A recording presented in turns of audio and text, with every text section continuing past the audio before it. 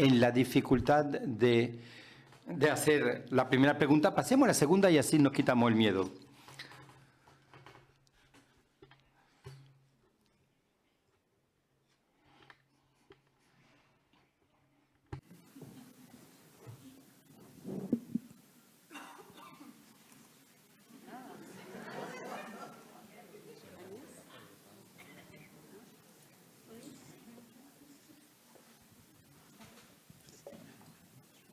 Hola, buenas tardes a los dos. Muchas gracias. Quería preguntaros, creo que hay una coincidencia, creo que hay una coincidencia en ambos, en vuestra rebeldía, está en la defensa absoluta de los seres humanos, cada uno por vuestro lado. Ahora, ¿me podéis los dos hablar de vuestras coincidencias en este sentido?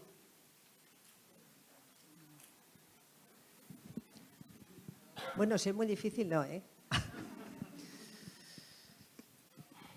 Bueno, yo sí me puedo sentir hermanada en algo con Henry de Luca sería precisamente en que en su boca aparece la palabra oprimido sin ningún tipo de temblor posmoderno, ¿no? Es decir, que se recupera, que como Henry de Luca puede decir oprimido y yo puedo decir oprimido sin usar el eufemismo habitual, ¿no?, que ha traído, por ejemplo, al menos en España, la crisis trajo el eufemismo de precario, ¿no?, por ejemplo. Creo que un término como ese no hace sino suavizar, blanquear un concepto que procede del marxismo clásico y que creo que no le tiembla el pulso a Henry de Luca ni a mí a la hora de reivindicarlo como una vara de medir la realidad.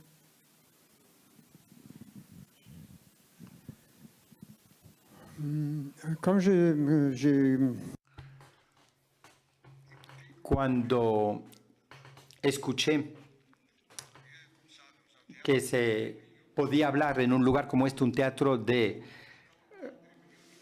rebeldía, yo pensé, primeramente, no existe rebeldía en realidad cuando se habla en un espacio como el nuestro, desde un pupitre, como yo hice anteriormente, de rebeldía, es que no existe. Pero menos mal que he escuchado mi compañera.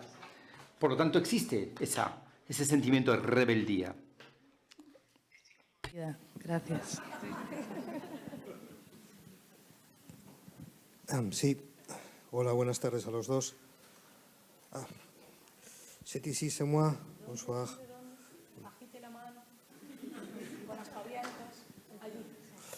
Bueno, yo lo primero quiero dar las gracias a los dos por el planteamiento que acabáis de hacer. Me parece que es un planteamiento fantástico dentro de estas jornadas en donde estamos hablando de rebeldía, estamos hablando de Camus, estamos hablando de Prometeo.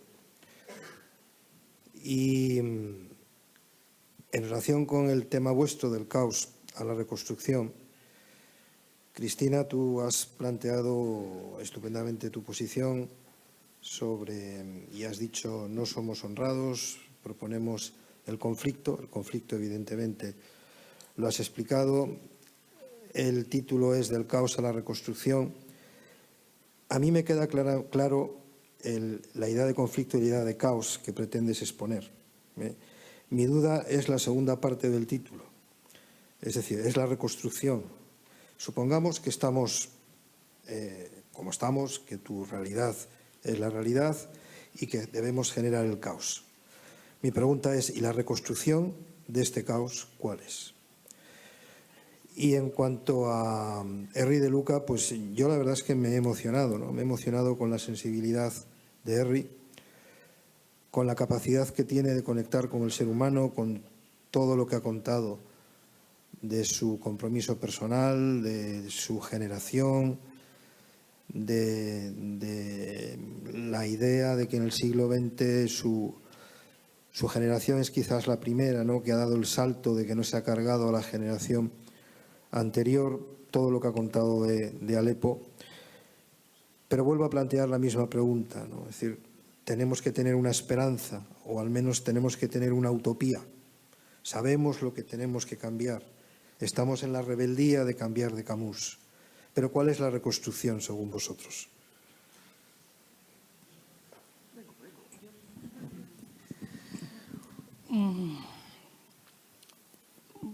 Bueno, repetiré un poco someramente para darte respuesta. Bueno, a lo mejor no te consigo dar respuesta, a lo mejor es que no tengo la respuesta. Pero cuando me preguntas la reconstrucción, ¿cuál es? Me parece que debemos ser, en primer lugar, críticos con qué entendemos con la palabra reconstrucción, que además, al menos en castellano, no sé cómo vendrán traduciéndola a los otros intérpretes, la reconstrucción escuchada en español está profundamente connotada por algo físico, ¿no? Por algo que apela a los edificios, ¿no? A lo material. Yo querría poner en cuarentena esa reconstrucción porque así dicha no dice nada. Reconstruir, pero ¿reconstruir qué? Yo he dicho qué cosas me interesa destruir porque me parecen opresivas y me parecen, como dice Paul B. Preciado, el filósofo, habla de la necropolítica, ¿no? Que es, si hay que reconstruir algo, ¿el qué? Creo que es más interesante la pregunta de si hay que destruir algo, ¿qué es? Yo ya he hecho una exposición sobre de qué tipo de cosas creo que hay que destruir. Y si hubiera que reconstruir algo alejado de esa connotación material, debería ser algo que también he nombrado, que era la dignidad de dejar de ser meros administrados y consumidores y recuperarnos como sujetos políticos emancipados. En los años 70, cerca de Roma, había miles y miles de personas viviendo en los suburbios, tipo favela. Y al lado de estos lugares había enormes edificios vacíos. Nosotros organizábamos centenares de personas que en una noche ocupaba todos los edificios y apartamentos libres, y lo hacíamos para personas que no tenían medios posibles y que no tenían techos donde dormir. Eran como favelas. En la imagen que se pone en América del Sur, de las favelas, de esas construcciones insalubres. Por lo tanto, edificios vacíos ahí y personas al lado sin techo alguno. Eso era el caos. Para nosotros, ocupar dichos edificios era el principio de la reconstrucción.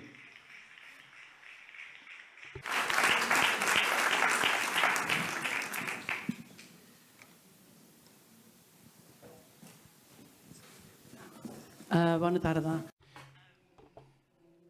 Una pregunta. Bueno, quería haceros una pregunta, porque partiendo del hecho de que la rebelión es algo innato, pero que la rebelión puede cambiar de sentido cuando toma una posición política, según esta idea. Y también, según lo que veo en los últimos años, he visto un amplio abanico de personas muy diferentes desde el punto de vista ideológico que reivindican a Camus. Sin ir más lejos, leía hace unos días un artículo de un cura francés especialista en literatura que hablaba de la espiritualidad de Camus y nos llevaba hacia unos caminos increíbles para mí. No, quiero decir, no creíbles.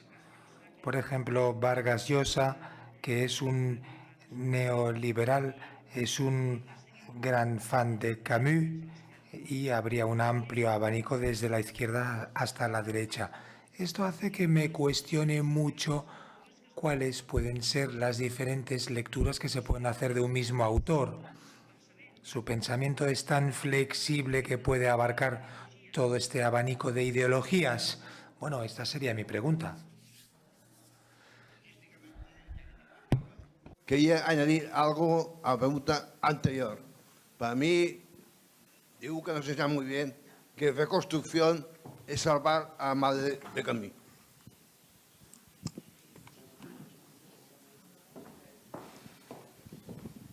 Yo no soy ninguna estudiosa de Camus, no soy experta en la obra de Camus, pero me parece que el fenómeno de grandes pensadores y teóricos que son reivindicados desde lugares tan diferentes en el espectro ideológico no hace sino hablar, esa flexibilidad, no hace sino hablar bien de dicho pensador, no hace sino hacer de él un agricultor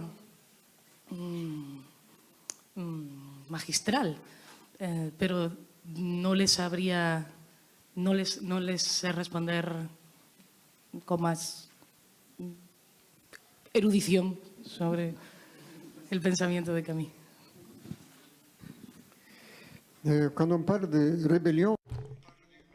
Cuando se habla de rebeldía, se habla quizás de una condición personal. Yo personalmente fui un rebelde, pero sin hacer nada por manifestar mi rebeldía. Yo era un hijo rebelde, pero que mantenía su rebeldía para sí mismo. En mí siempre había un proceso que yo iniciaba contra los adultos. Y siempre estaba yo condenado a la pena mayor en mi mente. Al exterior yo era muy dócil, tranquilo. Era un rebelde, pero en un momento esta rebeldía explotó, salió a la superficie y en vez de luchar contra mi familia y contra la ciudad donde yo vivía, me fui, deserté el lugar. Por lo tanto, me he convertido en revolucionario porque había una generación de revolucionarios. Yo me la encontré en las calles como tal. Y por lo tanto pasé de la rebeldía individual a una actividad militante revolucionaria con una enorme comunidad. No fue un tema de ideología para mí. Sí, es verdad que éramos de extrema izquierda, ¿por qué no? De extrema izquierda, porque efectivamente luchábamos contra los fascistas y también contra los tribunales fascistas, donde una policía fascista, porque en Italia no existió una depuración de los fascistas de la guerra. Por lo tanto, aquellos que estaban en la policía en la época del fascismo se convirtieron en policías que hicieron carrera. Y lo mismo pasaba entre los jueces. Por lo tanto, nos convertimos en una organización revolucionaria que resistía a la opresión por hacer simplemente cosas tan simples como, por ejemplo, obtener hogares para personas que no tenían techo. Obviamente, después de ocupar dichos espacios, llegaba la policía y luchábamos contra esa policía. Ellos conseguían lo que querían, pero volvíamos a ocupar al día siguiente. Y constantemente hacia adelante, hacia atrás, y así vivíamos. Y nosotros, finalmente, tras toda esa circunstancia, hubo unos acuerdos y esas personas pudieron quedarse en esos edificios. Era un tema de reforma constitucional, pasar del caos a la reconstrucción. Terminaron por aceptarlo. Y era la construcción del derecho garantizado por la Constitución italiana de tener derecho a un techo. Y era una humillación no tenerlo. Para la persona, para alguien que tenía una familia, que tenía hijos, el no poder llevarlo a un lugar. Para mí era mi lucha, mi reconstrucción. Pero nada nos obligaba a desarrollar efectivamente esto. Aquí nosotros estábamos los anarquistas, los trotskistas, los comunistas. No era una cuestión de ideología, era hacer cosas como esta. Por lo tanto, tuve una experiencia muy precisa, pero limitada, de la palabra revolución por estos actos. No era a la hora X el irnos a tal u otro lugar. Era lo que hacíamos todos los días. Era la hora X de todos los días lo que poníamos en práctica y era el resultado de lo que nosotros llamábamos entre nosotros quizás comunismo. No era el resultado final, era el acto diario de luchar y exigir la justicia. Por lo tanto, con esto éramos millares de personas luchando en esos años.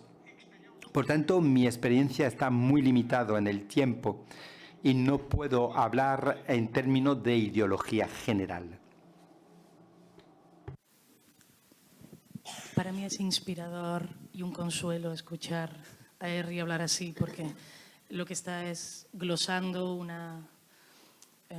cántico nuestro de cada vez que nos desalojan, que es un desalojo, otra ocupación.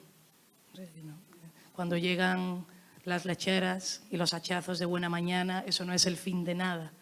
Como dice Henry, es un devenir, es un modo de vida, no es un acto puntual, sino un modo de vida.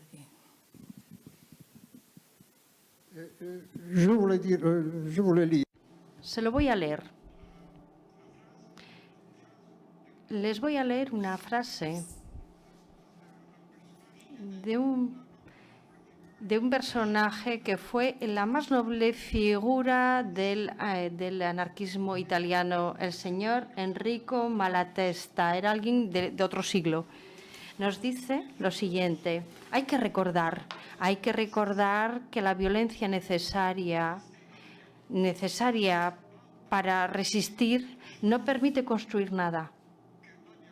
La violencia es el enemigo natural de la libertad, la generadora de tiranías y que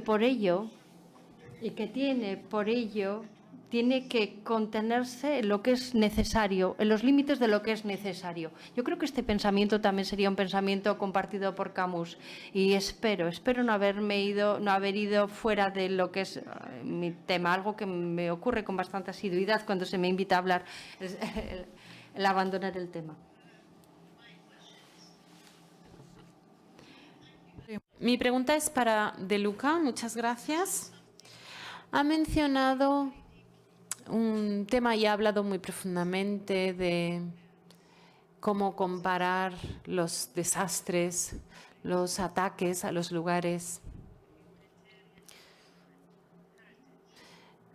y la destrucción del patrimonio,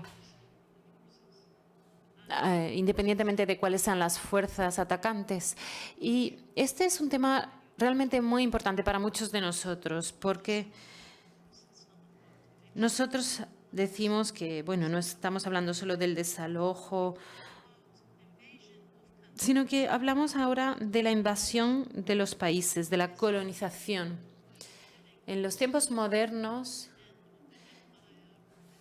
cuando vivimos al final del imperio de la muerte, seguimos viendo a las potencias moviéndose y ocupando y destruyendo otros países. Otro ejemplo, el incendio de Notre Dame y Alepo, pero podemos hablar también de Irak y la destrucción de Babilonia y las fuerzas americanas que utilizaron la base americana y destruyeron toda esa zona. Para mí es muy difícil y debo decir que me avergüenza decir esto en público, el hecho de no comparar. No sé cómo enfrentarme a ello. Creo que eres una persona maravillosa porque has podido superar este sentimiento, esta sensación de paz y comprender al mismo tiempo lo que ocurre. Yo no lo puedo entender cuando veo esas ciudades, cuando veo Palestina y que parece que a nadie le importa en el mundo.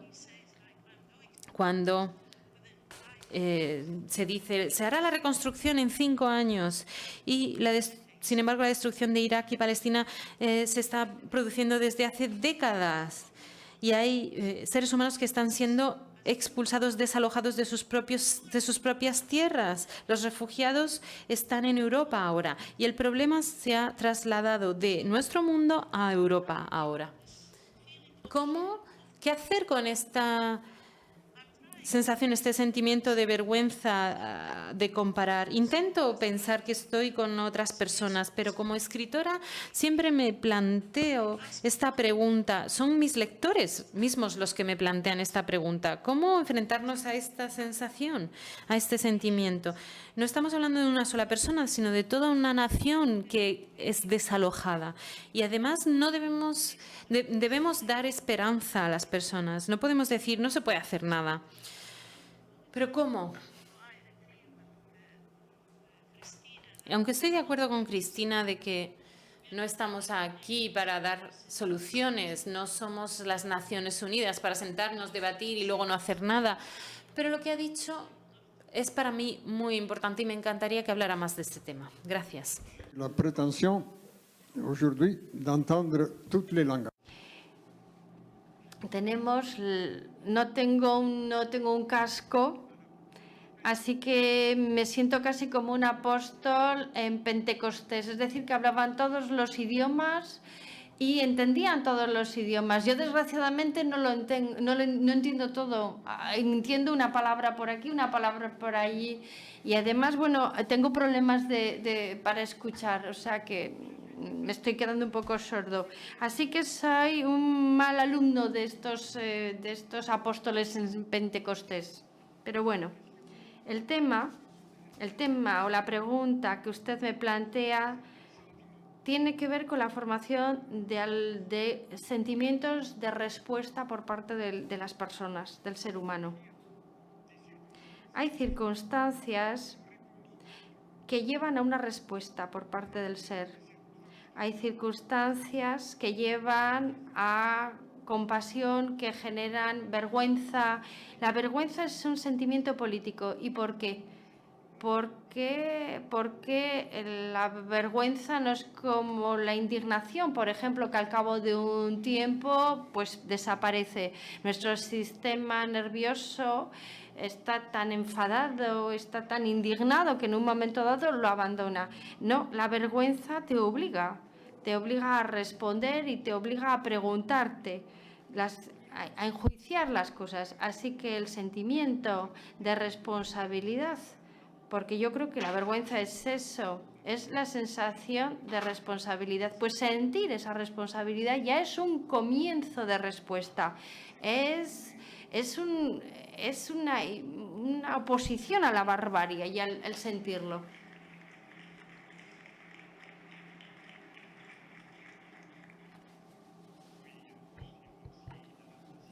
En otro siglo,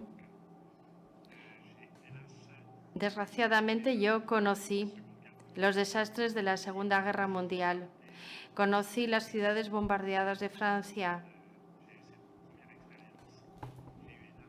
Muy desgraciadamente también viví otras guerras, sobre todo la guerra del Líbano, la guerra de Argelia. Frente a estas guerras, mi sentimiento o mi sensación era que atravesábamos periodos de caos. De ahí la voluntad que tengo desde hace muchísimo tiempo, la voluntad que me lleva a participar en todo aquello que pueda ser de construcción, todo lo que lleva a construir. Igual hay una ambigüedad en el término reconstruir. No se trata de construir un mundo antiguo, se trata de construir un mundo retomando las exigencias de Camus, retomando las condiciones de la solidaridad. hay una exigencia de justicia, es decir, tenemos que encontrar las bases partiendo del caos existente en el Mediterráneo de hoy en día, partiendo del caos que proviene de la injusticia social. Frente a este caos tenemos que proponer bases que nos permitan construir algo, oponer a las fuerzas de destrucción lo que son las fuerzas de creación, que se traslade a través de acciones revolucionarias o que se plasme en acciones de arte, porque yo creo que para construir algo hay que utilizar la cultura no pensando en reconstruir un pasado, sino pensando en construir otra cosa. Seguro que es utópico, pero bueno, las utopías también nos permiten avanzar. Sabemos muchas veces que estas utopías son relativas, pero no es por ello que tenemos que renunciar a ellas. Tenemos que oponer la creación a la destrucción.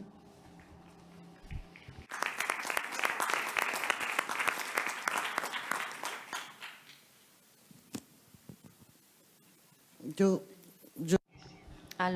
agradeceros la intervención de los dos conferenciantes y quisiera destacar la diferencia de planteamientos. Yo me identifico con la generación de Henri, más o menos supongo que tenemos la misma edad. No hemos vivido las mismas guerras, pero sí posguerras. Y la revolución también fue innata más o menos en mí. Lo que pasa es que yo no llegué a utilizar armas, no llegué al nivel de lucha como Henri de Luca.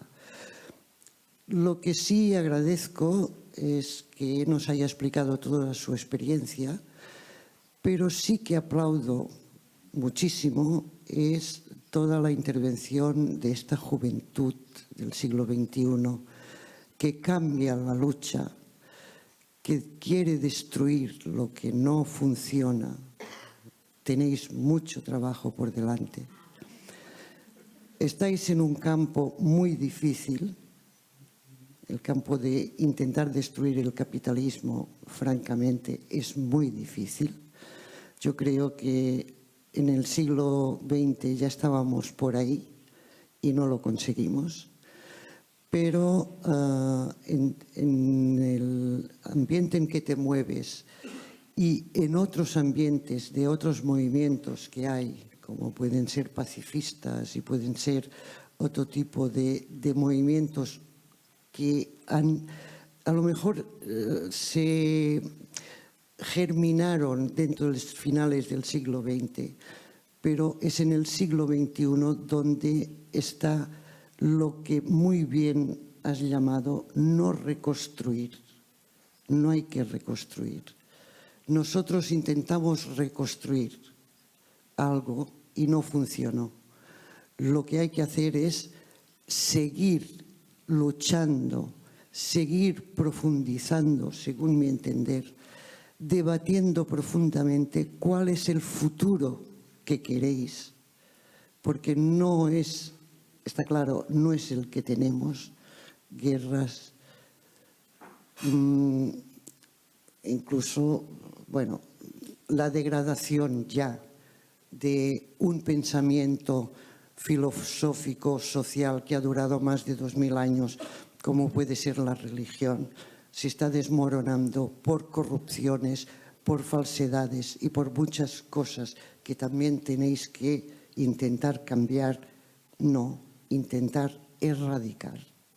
Eso hay que erradicarlo. Ha sido a lo mejor una lacra para condicionar el comportamiento humano durante 2000 años.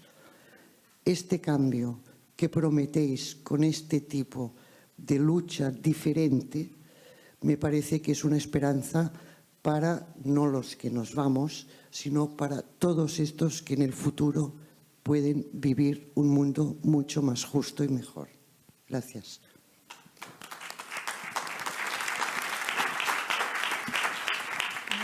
Gracias por sus palabras. Gracias por sus palabras. Gracias, muchísimas gracias. Da gusto escucharlo.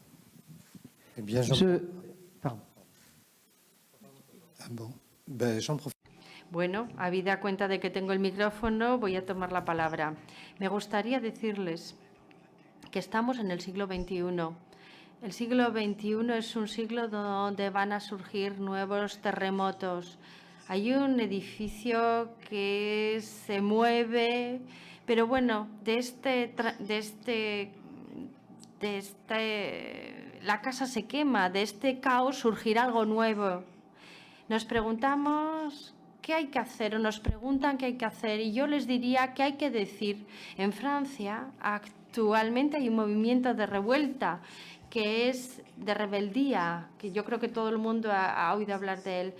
Pero yo creo que algo que no podemos olvidar en lo que es la conciencia, el despertar de la conciencia es el papel, ya que la prensa actualmente en Francia se calla, no denuncia eventos brutales y tampoco denuncia la voluntad del pueblo que quiere emanciparse de un paradigma capitalista, por decir las cosas tal y como son, un nuevo paradigma ecológico. Creo que la palabra, y Albert Camus fue periodista también, lo escribió, hace falta que la prensa retome el peso y hace falta que retome su papel.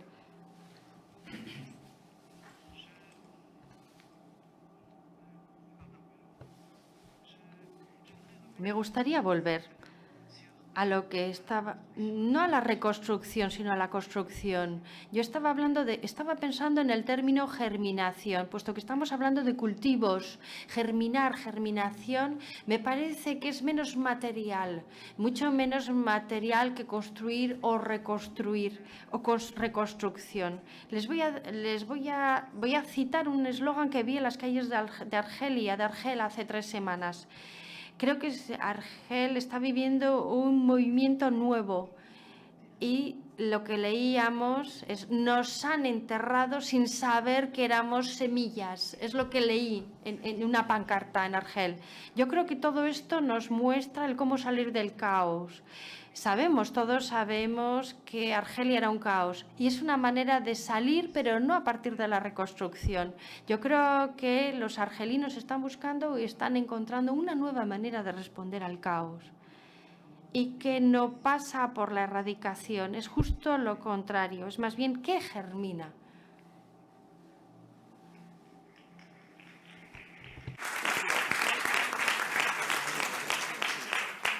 Sí, buenas tardes. Perdón.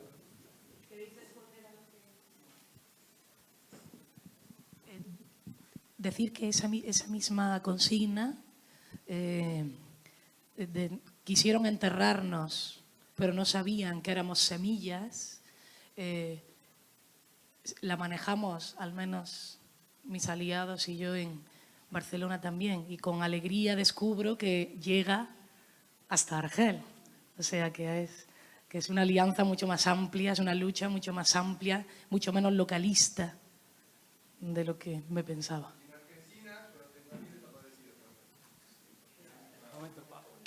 El que hable, que se manifieste, por favor.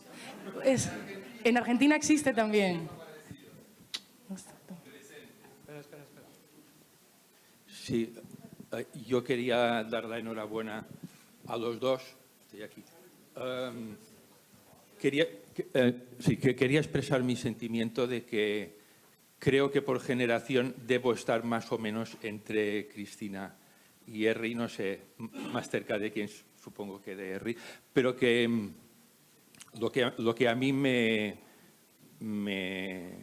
motiva o me ilusiona es pensar que en el fondo, como posiblemente muchos de los que estamos aquí, no estamos hablando de generaciones, estamos hablando de un hilo conductor que une a gente como Herri, que te une a ti, que me une a mí, y que hemos nacido en décadas diferentes, pero que tenemos una experiencia común de la que hablamos a través de nuestras experiencias personales.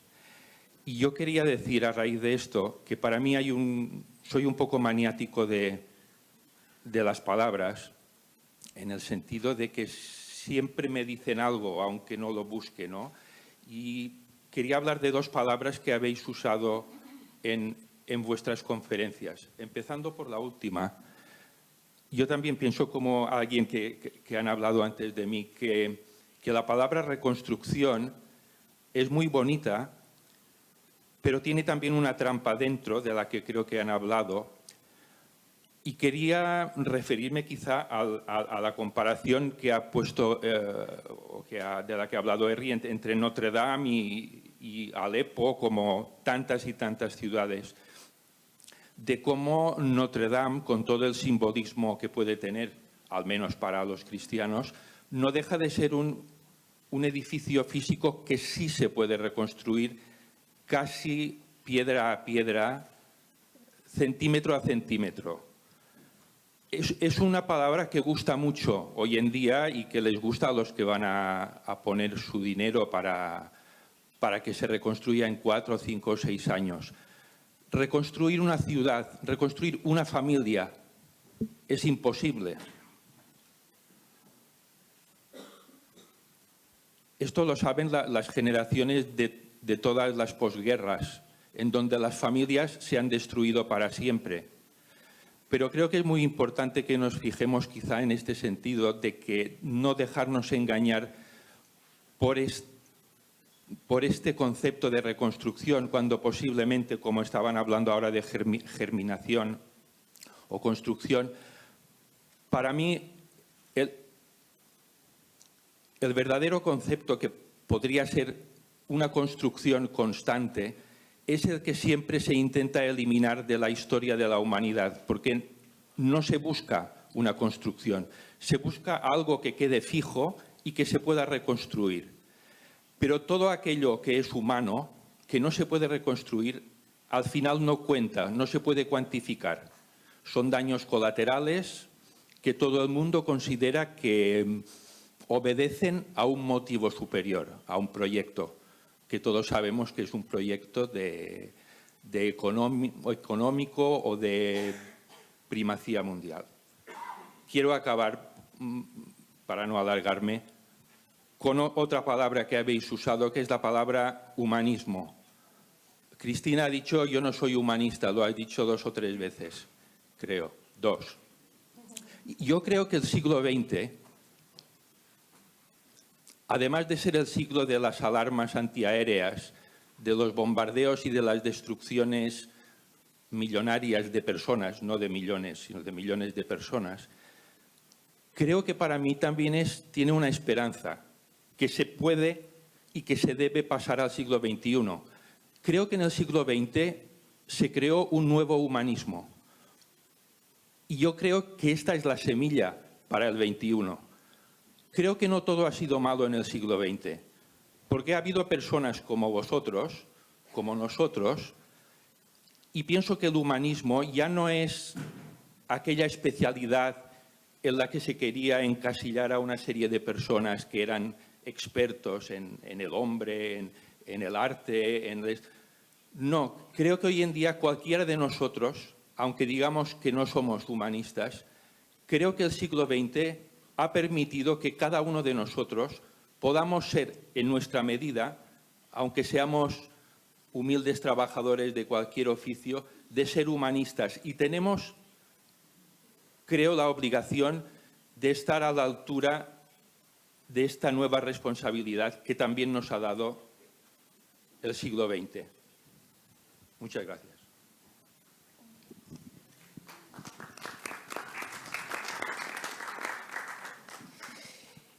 Entiendo lo que dice, la acepción que maneja de humanismo, entiendo como el de aquel que cultiva muchas disciplinas en el arte y en el pensamiento.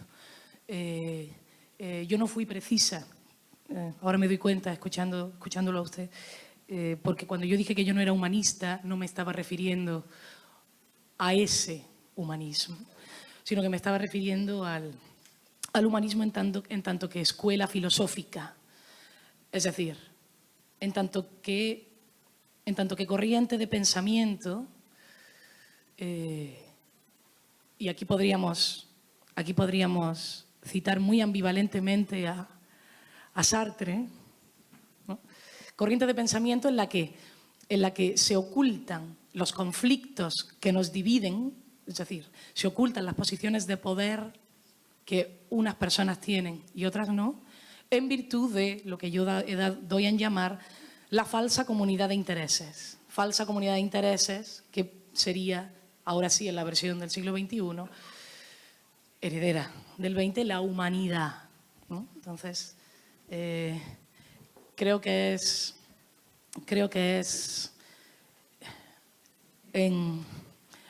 no recuerdo ahora en qué pieza de Sartre, cuando se pone particularmente duro con esos personajes que dicen que aman a los niños o a los viejos, y emergen estos antihéroes sartrianos que se acercan y le dicen, pero ¿cómo puedes amar a ese niño o a ese viejo? ¿Cómo? Si no lo conoces.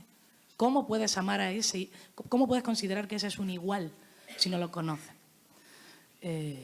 Cuando yo hablo de humanismo, hablo precisamente de y debo mencionar de nuevo la palabra blanqueamiento, este tipo de humanidad globalizada, creada desde un lugar jerárquico, creada verticalmente, y que sirve para emborronar las diferencias de poder que hay entre unos y otros. En esto el feminismo institucional es muy hábil, ¿no? O movimientos como el Me Too, son movimientos que se llaman, que crean ese sujeto global, humanista, que sería la mujer, que váyase usted a saber qué es una mujer, como si todas las mujeres compartieran, ya ni siquiera a nivel genital, a nivel biológico, las mismas características, y hace de ellas una comunidad.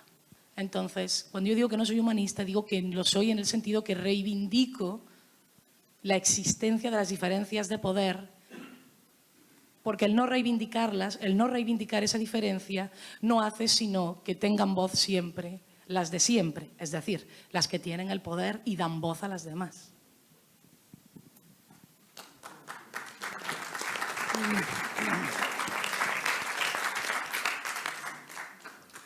Je me trouve d'accord avec la question. Estoy totalmente de acuerdo con lo que acaba de decir el señor.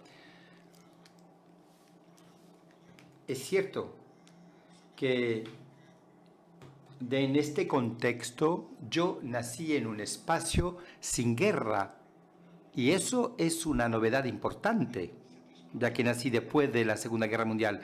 Y ese espacio sin guerra decidió constituir una comunidad sin frontera y sin aduanas. Darle un título de estudio que puede valer tanto desde el Atlántico hasta el Mediterráneo, de Finlandia hasta el sur, y tener una moneda común. Imaginaros que estos jóvenes que nacieron en este espacio organizado de esta manera y solo conocen dicho espacio, son ellos el futuro de dicho espacio. Es un espacio lleno de contradicciones. Yo sufro por todas las contradicciones que existen, tales como la temática del mar Mediterráneo, y que se ha convertido en el mayor cementerio de la humanidad. Pero me parece que Europa es indispensable y igualmente inevitable. Por ello, aquellas personas que han nacido en Europa, ellos están llamados a ser el futuro de Europa y deben decidir sobre esta Europa. Pienso que estas próximas elecciones, nosotros, los viejos, no tenemos que votar. Hay que decir que aquellos que nacieron en dicho espacio nuevo de Europa, su voto debería valer 3 o 4 veces más que nosotros los viejos. Si no, haremos como Gran Bretaña, en la cual el voto de los viejos ha destrozado el futuro de los jóvenes. Apareció esta separación evidente. Ellos han votado para un futuro que ni tan siquiera lo conocerá. Por lo tanto, es sabotear el futuro de los jóvenes. El futuro pertenece a los jóvenes, aquellos que han nacido en esta Europa y por lo tanto que tendrán la responsabilidad de llevarlo para adelante. El otro día una señora me decía, me gustaría tener una tarjeta europea. Yo dije, ¿pero usted la tiene?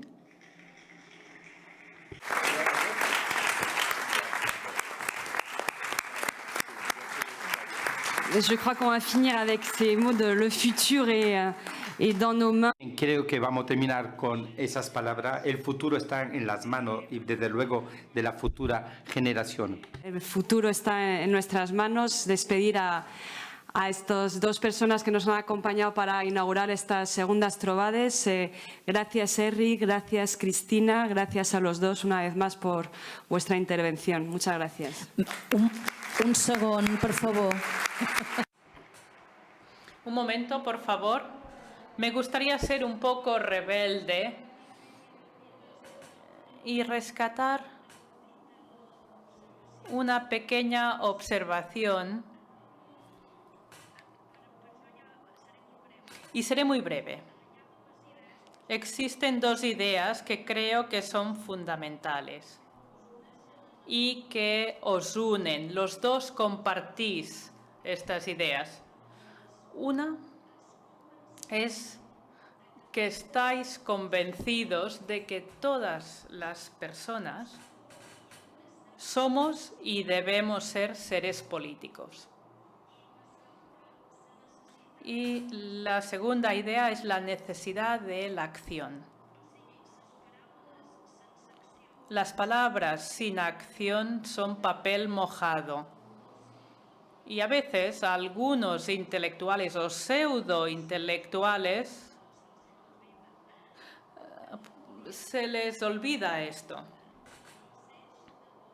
Para mí el eje, el punto clave está en estas dos ideas. Y me gustaría saber brevemente qué pensáis sobre esta idea. El pedagogo brasileño de la pedagogía del oprimido, lo diré, Freire, Paulo Freire, que dice que la diferencia entre pensamiento y acción es banal. En su tarea pedagógica hacia los campesinos en el Brasil de los años 60, el hecho de facilitar las condiciones para que se reunieran, pensaran y expresaran sus pensamientos era ya una acción en sí misma e imprescindible para una acción ulterior. Entonces, al menos en mi práctica diaria no concibo, o al menos no discrimino, entre pensamiento y acción o entre literatura y acción. O sea, es que creo que escribir un libro es de perogrullo, es una acción, pero publicarlo, leerlo, escribirlo, leerlo, recibirlo, ya nos coloca en una acción emancipadora, si es que ese es el objetivo del libro y del lector, claro.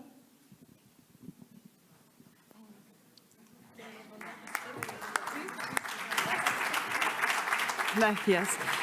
Pues simplemente recordaros que ahora nos vamos todos a Mahón a clausurar la exposición de Isabel Muñoz, comisariada por Audrey Arrault y François Cheval. Tenemos la oportunidad de tener a los dos comisarios con nosotros y, por supuesto, al artista y a aquellos que no han podido ver todavía la exposición.